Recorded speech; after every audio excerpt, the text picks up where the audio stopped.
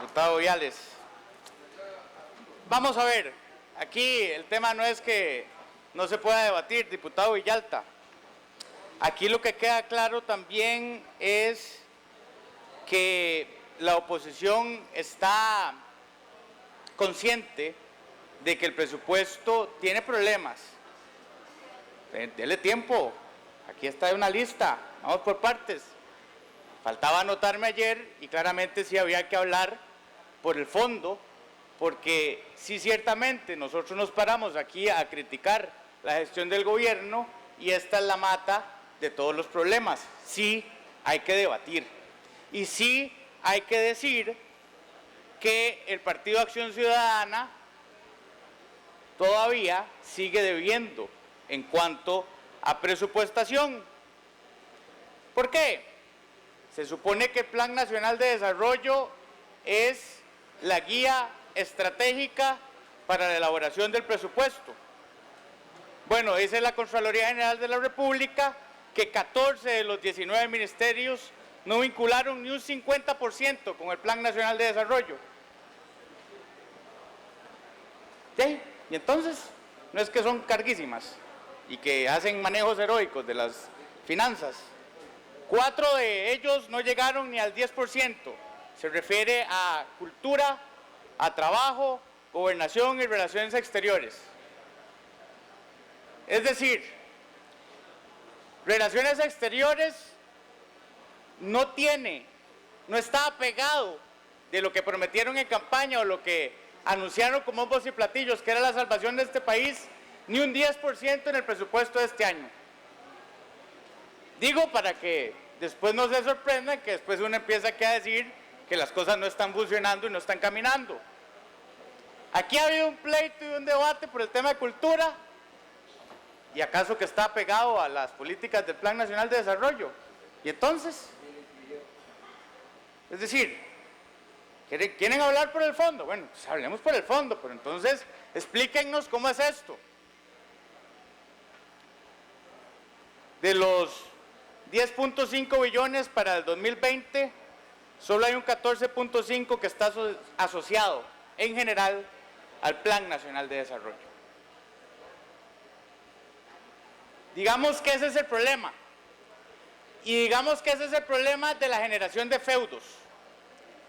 Porque también, por ejemplo, el artículo 85 de la Constitución Política establece que el gobierno, que el Estado le va a dar financiamiento a las universidades públicas de acuerdo a lo que diga el Plan Nacional de Desarrollo, y con base en el Plan Nacional de Desarrollo se va a establecer cuál es la política de educación y entonces ahí se hace una distribución.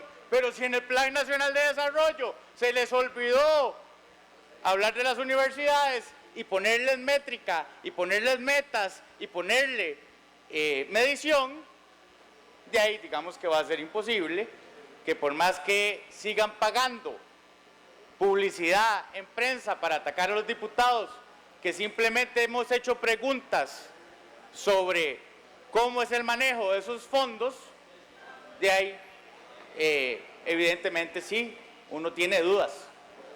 Es más, con este presupuesto lo que uno está tentado es a votarlo en contra. Lo digo con toda honestidad. Uno aquí, verdaderamente así, si revisara y fuera consciente de estricto, uno debería votar en contra de este presupuesto. Solo que hay seguros, y ya voy a explicar por qué es que sí lo puedo votar. Entonces, señora ministra de Planificación, ¿cómo es la cosa? Digamos, ¿qué está haciendo usted en su oficina y cuál es la coordinación entre usted y los demás ministerios? Porque me parece que hay una desorganización y no se están cumpliendo los objetivos, o el Plan Nacional de Desarrollo es uno de los tomos más de esos que les gustó imprimir o que les gusta imprimir para tener en un estante. No veo una claridad en políticas públicas industriales en esta era. No veo una planificación estratégica en cuanto a la reactivación de la economía, y eso suena muy trillado y muy aburrido ya, yo estoy claro. Pero el tema es El tema es a dónde está reflejado y dónde puedo comparar la hoja de ruta que anunciaron con bombos y platillos y este presupuesto, de que digamos este ya es una autoría de este gobierno, una autoría absoluta, en el entendido también de que llevan 6 años en el poder. Entonces no deberían de tener ninguna inconexidad.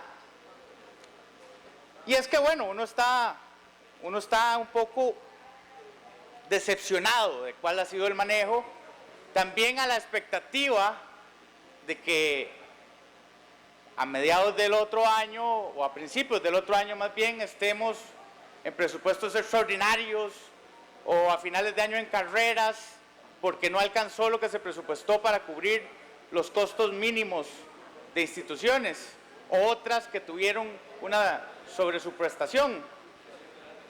Bueno, efectivamente por esa razón y por ese manejo es que se han incluido las normas de ejecución, y aunque a algunos les molesta y aunque a algunos no les gusta y dicen que es que la Asamblea quiere coadministrar y que nosotros aquí estamos poniéndole palos a la carreta, discúlpenme, pero con este desastre, sin esas normas de ejecución, yo estaría dando mi voto negativo al presupuesto.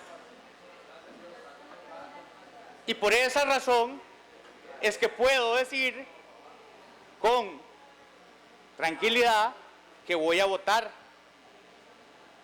afirmativamente el presupuesto.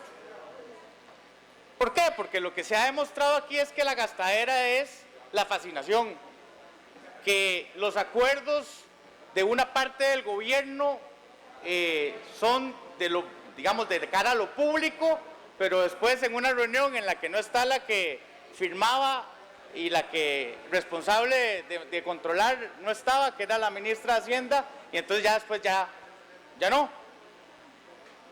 Y después vienen aquí a echarnos el chicharrón otra vez para que los diputados resuelvan, ¿verdad? Y entonces sean los diputados los culpables de que a las universidades, a los universitarios se le van a quitar las becas, dicho eso de la manera más vil e irresponsable, porque no es así. Porque no es así. Y entonces, yo quisiera ver una eficiencia del gasto, una disminución o una reorganización sectorial. Siguen estando departamentos dentro de ministerios con partidas muy bajas comparado con su gasto y comparado con lo que genera cada uno de ellos. Eso hay que arreglarlo. En el MAC hay departamentos que no tienen plata y otros que sí. Bueno, al final del año van a empezar a hacer cambios, o a principios de año, o la típica salida: pongámosle un nuevo impuesto a ese servicio o subámosle la tasa porque es deficitario, pero resulta que hay otro superavitario dentro del mismo ministerio. Eso es lo que yo esperaría que haga la ministra de Planificación y que proponga a la Asamblea Legislativa una manera flexible de hacer esos traslados de una manera razonable y segura, y estoy seguro que la mayoría de los diputados y diputadas vamos a estar, porque es un tema ni siquiera, es un tema de sentido común.